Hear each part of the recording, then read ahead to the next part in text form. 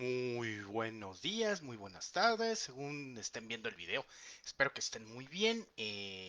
Saludos a los estudiantes de Historia del Derecho Mexicano, de la licenciatura en Derecho, de la Facultad de Ciencias Administrativas y Sociales, de la Universidad Autónoma de Baja California, Campus Ensenada Valle Dorado. Espero que estén muy bien.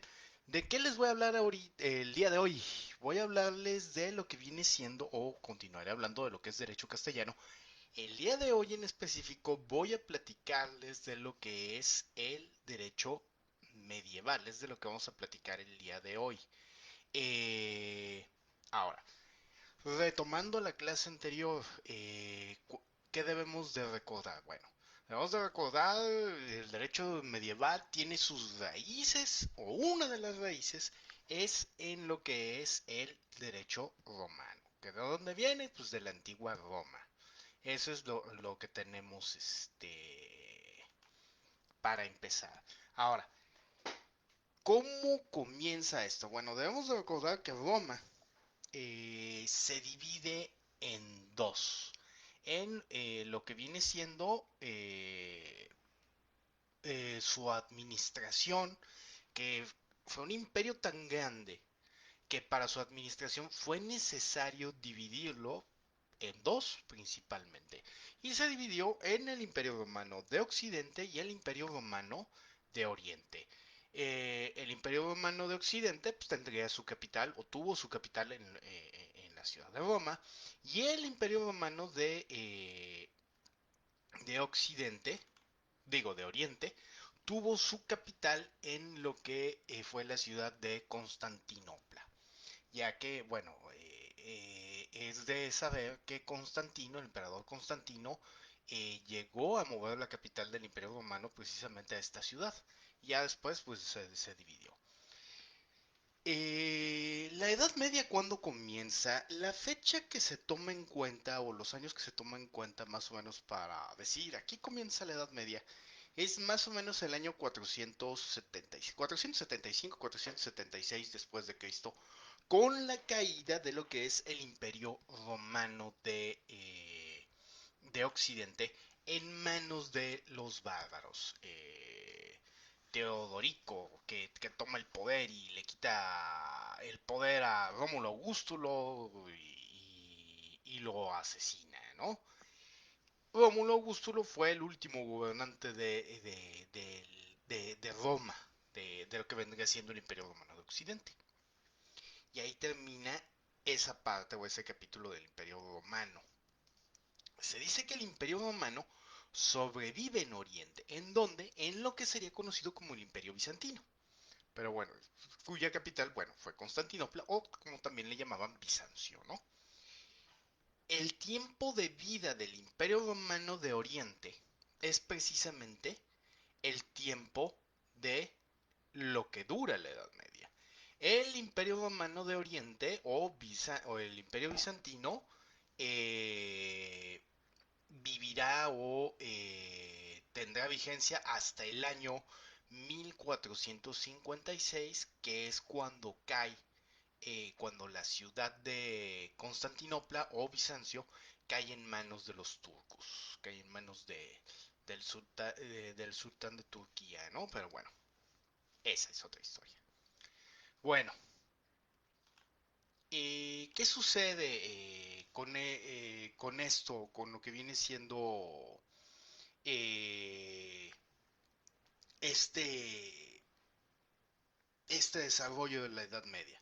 Bueno, resulta que tras la caída del Imperio Romano de Occidente, eh, todo lo que es la red de carreteras, recordemos que el Imperio Romano se comunicaba o funcionaba gracias a una red de caminos eh, que daban también cierta facilidad y mantenían unido al Imperio Romano y aseguraban lo que era el gobierno y el tener el enlace entre Roma y las provincias.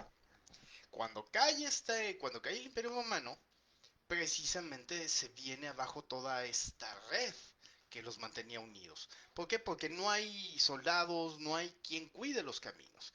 y pues si alguien quería transitar los caminos, pues se enfrentaba a los riesgos de asaltantes, de bárbaros, o sea, no hay ningún tipo de seguridad. ¿Y qué hacen las ciudades? También otra de las cuestiones, las ciudades que antes eran cuidadas por los romanos, ahora tienen que cuidarse a sí mismas. Ya no es de, los romanos cuidan esta zona y van a proteger la ciudad porque es parte del imperio. Ya no.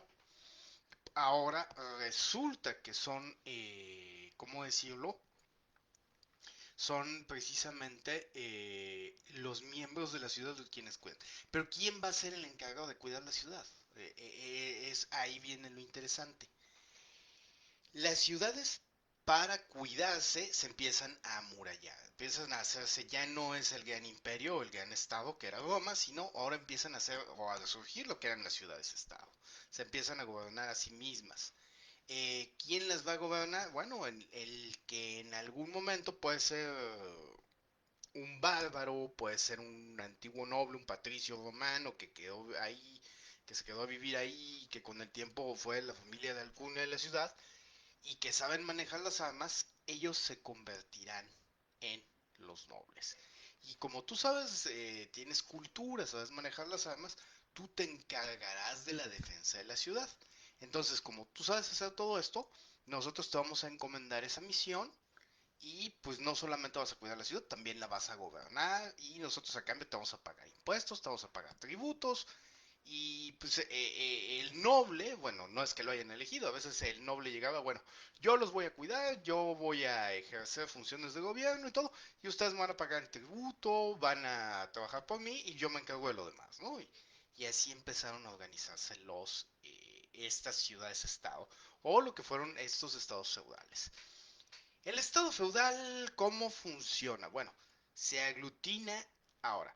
La ciudad se amuralla y adentro de la ciudad va a surgir la figura del castillo. En el castillo es donde va a ejercer las funciones de gobierno, las funciones de defensa el noble.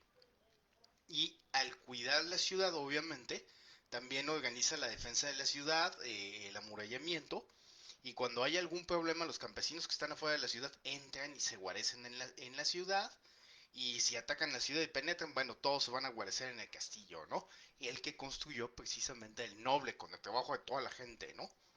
Bueno, ahora, ¿de dónde viene la palabra feudo? ¿Por qué decimos que es la era feudal? Bueno, la palabra feudo viene de lo que viene siendo del germano o del alemán antiguo que dice que de la palabra febu, que significa rebaño o propiedad, y se entendía como una especie de contrato concesión mediante el cual un individuo recibía de manos de su soberano señor la posesión de tierras y rentas para administrarlas a su albedrío.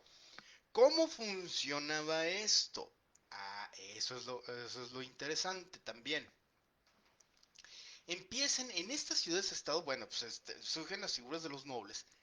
Y de estos, el noble que fuera más diestro en las armas, ya fuera bárbaro, ya fuera patricio, ya fuera el origen que tuviera, que fuera más diestro en las armas, que hiciera las funciones de justicia, que hiciera todos estos trabajos, que fuera sabio, que fuera más fuerte, etcétera, se va a convertir en el rey de la ciudad o en el gobernante. Y este rey pues, es el que empieza a repartir títulos, concesiones, lugares o tierras. ¿Para qué? En esas tierras pues vive la gente y la gente que está en esas tierras queda a cargo de este señor feudal y el señor feudal los va a hacer trabajar, los va a proteger, va a buscar que estén en la fe cristiana y todo. Y obviamente este señor feudal le va a rendir pleitesía a este rey. Y el rey ¿qué hace? El rey, que es el señor feudal por excelencia, y que está en la cima de la pirámide, le va a dar títulos nobiliarios a esta persona. ¿A cambio de qué? A cambio de lealtad, a cambio de pagar tributos, etcétera. Entonces el rey está arriba, el señor feudal, que es parte de la nobleza, está abajo. ¿Quién sostiene al señor feudal o quién ayuda a mantener su poder? Ahí entra la baja nobleza, que son los caballeros. Los caballeros, las damiselas, todos ellos que protegen al señor feudal en la vía de lo que es la llamada caballería, en donde el caballero se compromete a proteger a su señor, proteger a la población y con base en lo que es el juramento de vasallaje. Yo me comprometo a proteger a mi señor, a mantener al pueblo, también a protegerlo. ¿Y a cambio de qué? A cambio de mi título de caballero, a cambio de que me den de comer y yo también hago las labores de la guerra bajo el comando de mi señor noble. Y obviamente también pues defenderé al rey conforme al que le dábamos pleitesía, ¿no? Al que mi señor le deba pleitesía, pues vamos a defender a ese rey, ¿no? De ahí viene una frase que hay una canción por ahí, defenderé al pobre y al rey, ¿no? Bueno, ¿por qué? Porque cuando hay algún problema alrededor de la ciudad y los atacan bandidos o los atacan bárbaros, pues inmediatamente los campesinos y todos los demás se refugian dentro de la ciudad y los que entran en combate son los caballeros, son los soldados, ¿no? Bueno, ¿quién sostiene todo este esquema hasta abajo? Pues son los campesinos, los artesanos, los esclavos, son los que están en esta cuestión de la sociedad feudal. Por otro lado, abajo del rey va a haber otro poder, va a haber lo que es el poder espiritual o a un lado del rey, porque también el poder espiritual, ¿quién lo va a encabezar? Normalmente en el mundo feudal lo va a encabezar lo que viene siendo la figura de los papas. Los papas que son los facultados para coronar a los reyes, ¿por qué? Porque ellos tienen son representantes del poder divino, del poder de Dios, según la Iglesia Católica. Y los papas pues nombran a lo que son sus príncipes, que son los que asesoran, que son los que llevan el control espiritual en cada reino. ¿Y esos príncipes quiénes son? Los arzobispos o cardenales. Y ellos van a quedar en lo que viene siendo lo que es la nobleza de la iglesia, que están al mismo nivel de los nobles, vamos a ponerlo así. Y ya en la baja nobleza, pues va al nivel de los caballeros, pues vamos a tener a los curas, a los párrocos, a los frailes, a los monjes, vamos a ponerlo así. ¿Esto dónde lo vamos a poder encontrar? Bueno, esto lo viene relatado ahí con Pérez de los Reyes, si quieren verlo, ahí en el libro de Pérez de los Reyes, en lo que viene siendo la parte de derecho castellano, en lo que es el derecho feudal, en las instituciones de derecho feudal, si lo quieren ver ahí. Y obviamente los monjes, los curas, todo esto, son los que dan el auxilio espiritual a lo que vienen siendo campesinos, al pueblo, a los artesanos, a todo lo que viene siendo el pueblo. Hay una excepción a este tipo de organización feudal, pero esto nada más se los explico así nada más rápido porque es la excepción a la regla. Nosotros vemos a la organización feudal como una pirámide normalmente, ¿no? Pero hay un grupo que pasado el tiempo logra salirse de esta pirámide.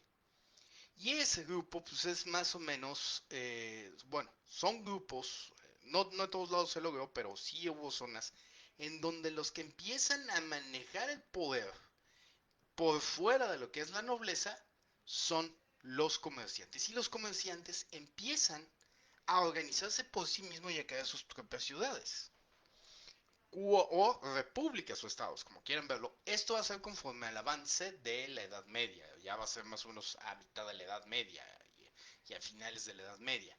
Van a crearse ciudades como Ámsterdam, Burgos en España y yo diría que Venecia en Italia. Y en el caso de Venecia se crea la República Veneciana. Ellos no van a depender de una nobleza, se empiezan a organizar y forman sus propios gobiernos. En el caso de Venecia, van a ser encabezados por la figura del Dux, que es elegido entre los mismos comerciantes y el Dux se va a encargar de la administración y del gobierno de lo que es Venecia y va a armar a su ejército y todo, pero el Dux no es un noble, es un gobernante, es un funcionario público nombrado por los nobles. Y entonces, ¿esto en qué se convierte? Bueno, va a ser un ejemplo y empiezan a surgir lo que son las repúblicas aparte de lo que son las monarquías. Ahorita estamos hablando en este periodo de monarquías de tipo absoluto. Ya después, conforme avance la Edad Media, vamos a llegar a otro tipo de monarquía. Vamos a empezar a hablar de monarquías protoconstitucionales, constitucionales, si ustedes quieren. Pero ahí nada más para que tengamos esta idea, que hay una excepción a la regla. ¿Y cómo se les llamó a este grupo de comerciantes? Según nuestro estudioso de la economía, que no podemos dejar de referir en la historia de la economía, nos pese, nos guste o no nos guste, nada menos el que hace referencia de ello es Carlos Marx, cuando habla de lo que son los burgueses. ¿Sí? Pero bueno, esos son los burgueses. Pero bueno, ya, fue mucho total, en esta parte. Entonces, bueno, la sociedad feudal en general se divide en los estamentos. Hasta arriba el rey, abajo la nobleza, la alta nobleza, hasta abajo, bueno, abajo está lo que viene siendo la baja nobleza y hasta abajo los campesinos, los artesanos, los comerciantes. Así va a estar dividida la sociedad feudal. Bueno, ¿cómo funciona esto? Gracias a que a las relaciones de vasallaje.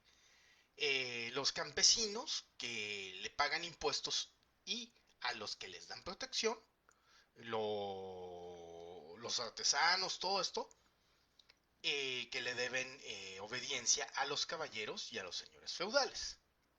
El señor feudal les da sustento, les da trabajo a los caballeros y los caballeros pues aportan su ayuda militar, aportan su conocimiento al señor feudal y aportan su lealtad. Y el señor feudal que recibe el feudo, ¿de quién? Del rey, y obviamente el señor feudal da la ayuda militar y consejo al rey. Cuando el rey se lo pide, porque aquí el consejo pues o algunas veces se lo saltan o por el arco del triunfo los reyes, ¿no? Como suele suceder. Eh, ¿Cómo o cuáles son los lugares en donde se aglomera la actividad de lo que viene siendo la sociedad feudal? ¿O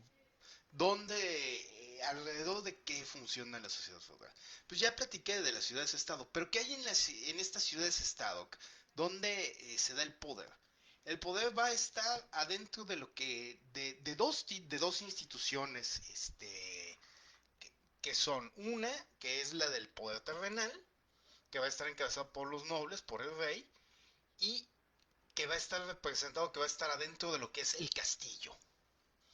Y alrededor del castillo se asientan las ciudades, o se dan las ciudades, o el castillo se construye dentro de la ciudad para protegerla, para cuidarla y para que ejerza sus funciones de gobierno el monarca o el noble. Por debajo o alrededor de él, bueno, pues se van a dar los torneos, va a ser la producción de los alimentos, eh, y alrededor de la ciudad, pues se van a dar las cosechas, la agricultura, la ganadería, y ya pues adentro pues el procesamiento de todo eso, ¿no? Como mencioné ahorita, o como espero haber dado a entender ahorita. La otra institución que puede estar junto a un castillo o en otra ciudad o estar aparte o el otro edificio en el que se da estas funciones es el monasterio, las iglesias. ¿Cuál es la importancia del monasterio de las iglesias en la Europa feudal? Ojo, porque ahorita también les voy a hacer una observación así al calce acerca de... Nosotros tendemos, y sí, en gran medida, la Edad Media es una edad de oscurantismo. El conocimiento que viene de los griegos, el conocimiento que viene de los romanos, en cierta manera se ve anquilosado en la Europa feudal, se ve anquilosado, se ve dormido. ¿Por qué? Porque el conocimiento, por cuestiones de tipo religioso, ojo, eh, la filosofía, la ciencia, en algún momento en el Imperio Romano también empiezan a ser perseguidos, empiezan a ser hechos a un lado porque entra la nueva idea del cristianismo. A veces el cristianismo, bueno, en algunos casos el cristianismo fanático, Voy a ponerlo así. Entonces, se busca en algunos casos que haya un equilibrio, en otros este fanatismo apaga la ciencia, apaga la filosofía. ¿Y qué hacen los filósofos? ¿Qué hacen los científicos? Salen huyendo del Imperio Romano de Oriente. Salen huyendo de lo que viene siendo esa Europa feudal. ¿Y dónde se van a refugiar? Bueno, este es comentario del calce. Se van a refugiar en los lugares árabes. Algunos de ellos. Y parte del conocimiento que tenemos de Platón, de Aristóteles, sí, se la debemos en parte a la iglesia. ¿Por qué? Porque el conocimiento se refugió muchas veces en los monasterios, porque los monasterios tenían grandes bibliotecas, las cuales eran copiadas por los monjes. Y en este aspecto, los monasterios se convierten en una especie de banco del conocimiento, pero al que era muy difícil acceder. ¿En dónde se logra salvar el conocimiento ya de manera compartida, de manera más fácil? En los lugares que estaban fuera del control de la iglesia, en los lugares que había un gobierno, vamos, si ustedes quieren, estaban los árabes de los cuales voy a hablar después. Total, bueno, en la Europa feudal, haciendo tantito un lado a los árabes, ahora voy a hacer otra acotación. Esto no lo digo yo o esta observación no la digo nada más al aire. Esto se basa en comentarios y en estudios que han realizado historiadores como Ike Amantaki. Ike Amantaki, que en paz descanse. Ike Amantaki, que es una historiadora que no es de origen europeo, ella es de origen sirio. Es de origen asiático, para que sean más exactos. Y ella hace esta observación. El conocimiento sí, en parte se salva en las iglesias, en los monasterios, en la edad feudal, pero el conocimiento en otra gran parte y gracias a los árabes se conoció en España por esta libre circulación que tenían durante mucho tiempo tuvieron los árabes. Esa libre circulación después se rompe con las cruzadas y bueno, esas son otras historias, ¿no? Pero por mientras son los árabes los que ayudan a salvar este conocimiento, junto con los monasterios y junto con la iglesia, porque también la iglesia acumuló conocimiento pero no lo divulgaba tan fácilmente. Esa es otra historia, como diría Chonita, pero bueno. Ya después la iglesia va a divulgar conocimiento y yo se lo explicaré en clases posteriores. Bueno, ya, total. El conocimiento en la edad feudal se va a concentrar en los monasterios también. Y van a empezar a acumularse y van a empezar también a multiplicarse. ¿Por qué? Porque los monjes van a empezar a hacer estudio, trabajo, van a copiar libros. Y es gracias a ese trabajo en los monasterios que después se va a conocer el derecho romano. Lo que voy a enseñarles después en lo que viene siendo derecho canónico. ¿Ok? Bueno. Bueno, pues así trabaja más o menos la sociedad feudal en base a estamentos, en donde está hasta arriba el rey, por debajo la nobleza, alta nobleza, baja nobleza, el clero, alto clero, bajo clero. Oiga, profe, ¿y el alto clero quién lo encabeza? ¿O quiénes son? Bueno, son, bueno, hasta arriba, pues ya sabemos que equiparable al rey, pero en el aspecto, espiritual, porque es el representante de Dios, está encabezado por el Papa. Por debajo del Papa, sus príncipes, su nobleza, son los arzobispos, que pueden ser cardenales, por debajo los obispos. Los cardenales y los obispos, bueno, son considerados, bueno, principalmente los cardenales son considerados príncipes de la iglesia. Y hasta abajo, o bueno, ya después, abajo de los obispos, porque ya controlan una determinada, una parroquia, los obispos cuidan un determinado número de parroquias. El que encabeza la parroquia, el párroco, es el denominado cura o párroco. Y ya que ahí normalmente es un sacerdote, y ya después vienen los capellanes, los sacerdotes que están ya en ermitas o en determinadas iglesias, ¿no? En determinados lugares.